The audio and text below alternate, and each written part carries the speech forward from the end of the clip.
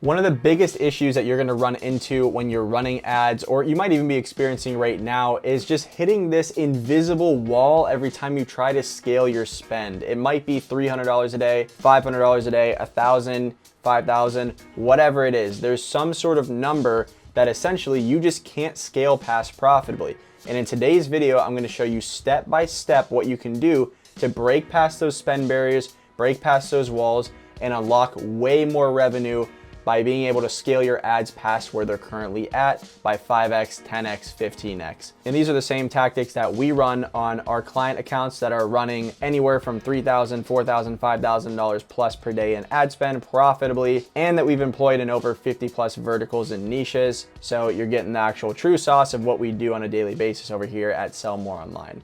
Let's dive in. So first, let's talk about where the walls typically are. Typically what we see with clients is you're gonna hit a wall at $300 a day, $500 a day, $1,000 a day. And then it kind of varies after that. Usually it goes like a 2.5K wall and like a 5K wall too. Sometimes obviously there's different numbers in between, like it might be 1,700, it might be 3,500. There's no perfect science. I'm just like tossing this out there because this is what we typically see across all of our clients that are running ads. Those are kind of like the different walls that they hit in terms of spend. Now, how do we actually break through those walls? Couple different things. The first thing that you can do is look at your messaging. So what we can do with our messaging is we can do two things. One, we can go broader, and two, we can go with different variations. Okay, and what do I mean by both of those? Let's start with going broader, okay? So what usually happens when you launch an ad campaign, right? Let's just say you're targeting fitness enthusiasts and you're trying to basically say, hey, we're gonna help you drop 10 pounds in the next 30 days or something like that, okay? Just making up a random example. That set of messaging right there might only hit, this is like your total market or something like that. And this is like $200 a day in spend. This is $500 a day in spend. And let's just say, this is $1,000 a day in spend, right? This is the spectrum. That lose 10 pounds in 30 days might be able to scale up to a point of, about like $350 a day right here, just because that's the max amount of people at that given time that are in market for that specific messaging and that specific service. That's why I always talk about on this channel, varying up your different messaging buckets you're using and testing different ad angles and ideas all the time, because you want to find that hook or messaging bucket or ad angle that can scale up to this, $1,000 plus mark per day, which means you have a good blend of being very specific with your messaging and also being broad enough to reach a wide amount of people, right? So the specific messaging you're using right now in your ads might be scaling up to this like wall you keep hitting because you're not varying it at all. If you're saying the same thing over and over and over and over again, using the same messaging bucket and the same ad angle, it's basically just capping out at that number per day because look, it's reaching the total addressable market for that specific offer, that specific messaging bucket, that specific ad idea. So you need to vary things up and either stack on more on top of that, right? You can just keep this one, if this angle, for example, the 10 pounds in 30 days thing caps out at $350 per day, you can try to horizontally scale. That means launching like another campaign with another messaging bucket, another ad angle to try to maybe say, okay, cool. Overall, that next bucket helps us spend an extra $300 per day profitably before it hits a wall right there. And you can just keep that one running. And now guess what? You're at $650 a day in total spend, right? So basically what I'm trying to say is if you're hitting a wall and you're not varying your messaging up enough, it probably just means you're tapping out the total addressable market that's going to resonate with that specific offer instead of messaging at that current time. So therefore, you need to vary things up some more. You need to change up your hooks, change up your ad angles, change up your messaging buckets. And also another thing too, by the way, I had a client that is basically selling Google ads to e-commerce brands, okay? And I told him once, I was like, okay, cool. In all of your ads, you keep saying, e-com brands and stuff like that, e-com brand owners, right? And I'm like, do your clients mainly resonate with being e-com brand owners or do they resonate with something else as well? And he's like, oh no, they say, direct to consumer brands. They just say we sell, physical products online. Shoot, some say they own a Shopify store. Some call themselves just brands, right? So in all of the winning hooks he had, instead of just calling out e-com brands exclusively, I was like, hey, you should literally film the same exact ads, same exact hooks, but just say direct to consumer brand. Just say if you're someone that sells physical products online, Shopify brands, or just brands in general, right? And that was able to unlock more scale because it resonated and reached more people that resonate and identify with these terms over solely e-com brands here. That's what I talk about with variants. And then the other thing you can do with messaging is go broad, like I said. So if you're only saying, hey, if you're an e-commerce brand that's spending between, 50K and 100K per month on ads, then, this is for you or something like that, right? Just terrible hook, but just making something up. What you could do then is, unless you're not servicing someone above $100,000, which I don't know why, if you can't do that in this scenario, then you need to change your offer around or something like that, or your delivery. But like I said, anyways, you can just slash this here and just go, hey, if you're at a minimum of 50K per month in spend and you're an e-commerce brand, this is for you, right? So we're just broadening up the messaging a little bit, but still staying within our niche and within our offer sphere and everything like that. And then of course here too, right? Direct-to-consumer brand is a very specific identifier of an e-commerce brand or someone that sells products online. So to broaden that up, another step is going, e-commerce brands is a lot broader of a term. E-commerce versus direct-to-consumer. E-commerce is a lot more broad. And also right here too, you can go even broader by saying, hey, if you sell physical products online, that's way more of a broad thing than direct-to-consumer brands. More people are going to raise their hand and say, yes, I sell physical products online versus yes, I'm a direct-to-consumer brand. Now that comes with pros and cons. You might get some more unqualified people that are outside of your ideal pool of prospects whenever you say something like this that's a little bit broader versus something very specific like a direct-to-consumer brand. But you just have to understand where you're at within the advertising spectrum. If you need to go broad, that's a way to do it. And you could also add friction in the funnel and stuff like that, like the application. But you can broaden your ads just to drive the click and then do a lot of the filtering out throughout your funnel and the sales process. So point number 2 that's going to help you scale your spend past a certain threshold is just having, better ads, okay? A lot of people just have very bad ads, okay? So you could just have better visuals overall, like a better environment, better setting. I always talk about your environment is huge and you have to play the part and look like you're somebody that sells what you do and does what you do. You could also do better visual hooks to really try to grab people in. And you could also look at the analytics on your ads dashboard, whatever ad platform you're doing, to basically see, is the hook rate good, is the hold rate good, etc., and kind of base your decisions on what you're going to CRO within the ad making process based upon that actual data there. But then also, better messaging in the ads, right? Like more clear messaging in this sense. Like, are my ads actually making sense? Are they super confusing? Do I have the power of one? So I'm talking to one avatar, one solution, one message, or is it like this convoluted, confusing, sort of offer that I'm trying to convey or ad that I'm talking about? It could also be, am I testing enough to find actual winners that can take a lot of spend, like we talked about up here, and scale a ton? Or are we not testing enough ads? And are we testing different formats? Like, are we testing statics or not? Do our statics look good, etc.? Are we testing different types of video ads if we're running video ads? Like, are we running skits, for example? Are we only doing talking heads? What does our editing look like? Is it very clean or is it choppy and everything? Do we need a new editor, etc.? Is our CTA very direct in the ads? Have we tried UGC? Have we tried just putting in somebody else, like a different founder, a different face into the ads? Is the messaging actually congruent to what is in the funnel and what is being communicated in the sales process, right? These are all different things that you can do to scale your spend.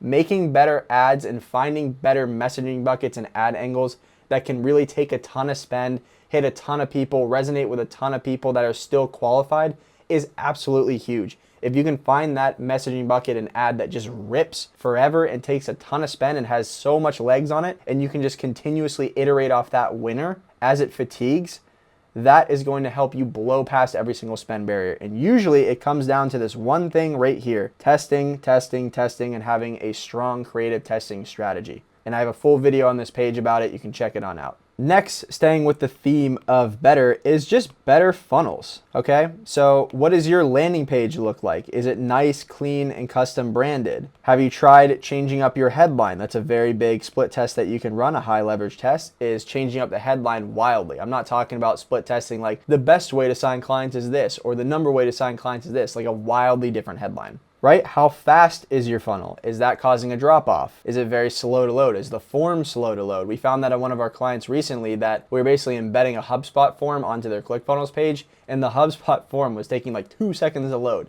Absolutely terrible. So we just made an integration with ClickFunnels 2.0. Zapier and their HubSpot account, and now the form's actually loading super fast, less than a second, the page is fast, and the conversions are up. Another thing too is maybe you're only running a page that looks like this with a headline and a VSL and maybe some case studies at the bottom. Maybe you can also add a ton of body copy here, explaining your offer, digging into pain points, portraying some solutions, stuff like that. You could also maybe add some FAQs down here. You know, what does your confirmation page look like? Right? Is your confirmation page strong, pre-handling objections, answering questions, etc., or is it just very generic and selfish? You could also run split tests on the page to make your funnel better, like maybe having the VSL here and then embedding your application down here or making it a pop-up, stuff like that. So having better funnels can also help you unlock scale, because sometimes a lot of people are quick to blame the ads when things aren't scaling, but if you just look at the funnel stats, you're like, yeah, our application rate's terrible, our booking rate is absolutely terrible. Our page load speed is like 4 seconds. All this stuff affects how fast you can scale and how fast you can scale your budget, because look, if your funnel's broken and there's leaks in it, then guess what? You're not gonna have a good ROAS and you're not gonna be able to scale faster, and you're just gonna be stuck at this level. Now, the next one that not a lot of people talk about is layering on or potentially switching conversion mechanisms, okay? So if you're running, for example, a VSL call funnel, right? You could maybe try to switch over to something like a webinar funnel, of course, if it makes sense to. Now, this is a very, very specific thing that I would do. I wouldn't just watch this video and say, oh, yep, okay, I'm switching to a webinar funnel, that's my issue, right? No. If you determine that your sales team is not able to close deals because prospects are not warm enough, educated enough, and maybe your offer is a little bit more complex and needs more education before the actual sales call occurs for them to close, and you've also maxed out all of the different split tests you've done on the call funnel, for example, in this case, like you have the best practices in your sales process set up, you're educating people via email and content remarketing after they book in a call, you've tried some educational ads on the front end, your confirmation page is following best practices, everything like that, and you're like, okay, cool, my salespeople just cannot close a freaking door in this offer. And if you listen to their calls and you're like, yeah, the prospects are bringing up valid points and everything and valid questions, then, you know, it might be time to experiment with something like a webinar funnel or a different conversion mechanism at that point. Or, you know, if your VSL call funnel is absolutely scaling, then guess what? You can layer on something like a webinar funnel as well to that, or a challenge funnel every quarter, a lead magnet funnel if you have killer setters to dial them, stuff like that. You can layer on a different funnel type or conversion mechanism to help you unlock scale. Because look, some people, for example, like I personally don't watch webinars. I just don't do it. I only opt in to VSL call funnels. That's it. I don't consume lead magnets either. I don't consume low ticket products and stuff. So if you switch conversion mechanisms or layer on other conversion mechanisms, you're going to get other people that are attracted to that funnel type and attracted to that conversion mechanism that you're going to get in contact with. It just unlocks an extra pool of people. And now the final thing that you can do is horizontally scale. Okay, and what does that mean? It's basically you just duplicating out the winning ads and the winning campaigns that you have in the winning funnels and just running traffic to those. Okay, so if I have, you know, this campaign here, right, and I have it with, I don't know, funnel 1, okay, I could literally take this campaign, duplicate it out, and then run funnel 2, which is basically a new URL, different headline, maybe a different VSL on there as well and stuff, different page structure. So maybe funnel 1 is a page that's just very simple, where it's got the VSL and like only the application here. Maybe funnel 2 has the VSL here, the application, and a bunch of body copy down here, right? And then maybe I can have my winning campaign 2 with funnel 1 here, and my winning campaign 2 with funnel 2 here, right? This is essentially how you horizontally scale. So, you know, this one could be capping out at 500 a day. This one could cap out at 500 a day, 500, 500, right? And now all of a sudden you're at, you know, 2K a day and spend across here. This is more an advanced strategy. Ad accounts can get very, very, very complex in this case, and just super like cluttered and messy. So I don't like to default to this too much. I like to keep all of our ad accounts very, very clean, so the least amount of campaigns and variables possible. But you know, if you do have an account that you've tested this on as a scaling strategy, it could potentially work, and you can layer it into your bag of tricks to essentially scale spend past where you're currently at. And also you can try split testing different standard events. Like maybe you have a winning campaign here that's optimized around schedule. Sometimes we'll have that winning campaign and we'll rerun it with, you know, complete registration or something like that. Or we'll have another campaign that, again, same ad, same funnel, everything like that, same copy. maybe around submit application. So all you're doing is really just changing up the standard event that you're optimizing around, and that's a good strategy as well. And now finally, here is the thing, okay? All of this essentially is just conversion rate optimization, CRO, across your entire marketing system and your entire funnel. Now, how do you actually know what thing to do first? Like, how do you know what to do? Most marketers just like shoot off the hip and they're like, yeah, my stuff's not working, I'm gonna make new ads. You know, how do you know? Okay. Or yeah, my ads aren't working, so it's gotta be the funnel. I just paid some funnel guy. It's gotta be that, right? Until you collect data, you don't actually know what to do. You don't actually know what the bottleneck is. You don't actually know what the thing is that's not allowing you to scale your spend past the current level it's at. So what you need to do is, let's just say, for example, you're running a VSL call funnel. You need to gather all of these statistics from top of funnel down. So we take all of the key statistics, like we start at the top of the funnel with CPM, then we have unique click-through rate, then we have application percentage, we have book call rate, we have show rate, we have qualified rate, we have close rate, we have our AOV.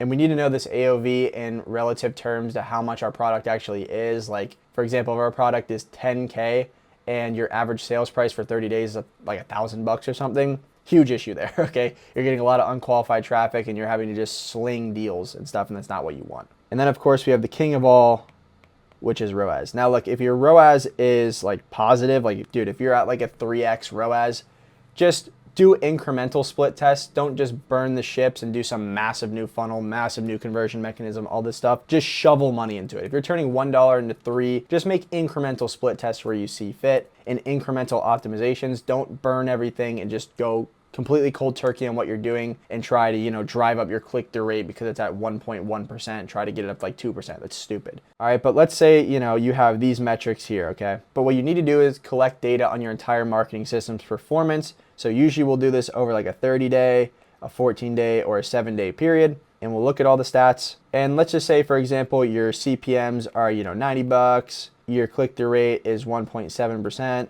your application rate is, call it 8%, your book call rate is 7%, your show rate is 65%, your qualified rate is 35%, close rate is 16%, your AOV is 3.5K, and maybe your product is, you know, 7K. In random case in this, let's say your ROAS is 1.1x, right? So you're like, all right, we're barely even breaking even here. We need to change something up. So in this case, looking at these numbers, and this is what you should be doing when you're basically doing bottleneck analysis and you're like, hey, cool, you know, I have this spend wall I can't get past. I need to actually look at what's going wrong in the funnel and preventing us from unlocking growth and scaling past where we're currently at. You look at these metrics and you're like, okay, cool. CPMs, yeah, they look pretty good. Click-through rate, sure, we want to be at like 2% plus, but you know, that doesn't seem like it's the highest leverage thing right now to focus on. Application rate, pretty solid. Book call rate, pretty solid. So our like funnel on the front end and our ads and everything are performing pretty well in terms of just the metrics that I see right now. But let's look at some further ones down the line. Show rate, okay, cool. We kind of want this to be at, you know, 75% plus, but you know, we're not too far off. Then we go to here and we're like, oh man, qualified rate. Ooh, that's really bad. We want this thing to, you know, 2x basically. We want to 2x this one. So this is a big bottleneck and issue that I'm identifying here. Our close rate is a little low and our AOV is, you know, half of what our actual product is and stuff. So we need to raise that up. And of course our ROAS is no bueno. So when we look here, what is the easiest metric to fix at this current point? And what is the biggest bottleneck or issue in our funnel and marketing system? It is this right here, this qualified rate. So that's why you need to gather the data, because then what do we do? Okay, cool. Let's look at the qualified rate here. So what could impact qualified rate? Well, it's the messaging in our ads. That's a big thing. It's also who are we letting through the funnel? So do we have enough friction? Do we have pixel conditioning in place? Let's listen to some of the calls and see, you know, are we DQing people properly? Or are closers just getting lazy and just marking people they can't close as not qualified?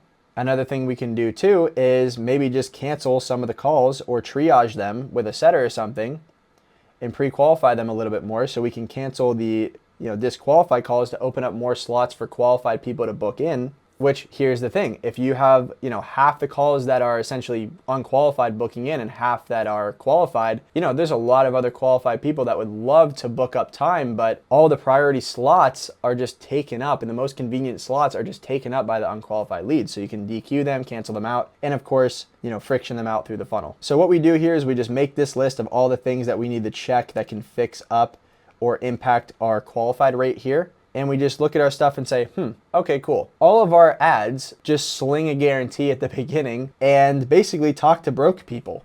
Or like, hey, if you want to make 10K a month guaranteed in the next 30 days, like obviously that's going to basically get a lot of broke people who cannot afford a $7,000 thing, right? So that's what you would want to go and attack initially there. Let's just say in another example, your CPMs were $350 or something like that. Maybe your ads just don't look good. They're not native to the format of the actual ad platform. They're not resonating with the target audience whatsoever. That's why it's so key to essentially just collect the data so you actually know what bottleneck and issue you're trying to solve for at that current point, so you can implement those 5 things that I said before properly. Like, you don't actually know if it's, hey, I need to make better ads, I need to fix my messaging, I need to make a better funnel, I need to try this horizontally scaling thing, or I need to layer on conversion mechanisms or switch something there. And look, there's other things you can do too, like optimize your sales process. But that's, again, if you look like, hey, our show up rate, let's say for example, was 40%. You're like, yeah, our sales process is super selfish. We're barely hitting up prospects before calls, not sending them some information, not answering questions, not being of service to them before the call. That's an issue. So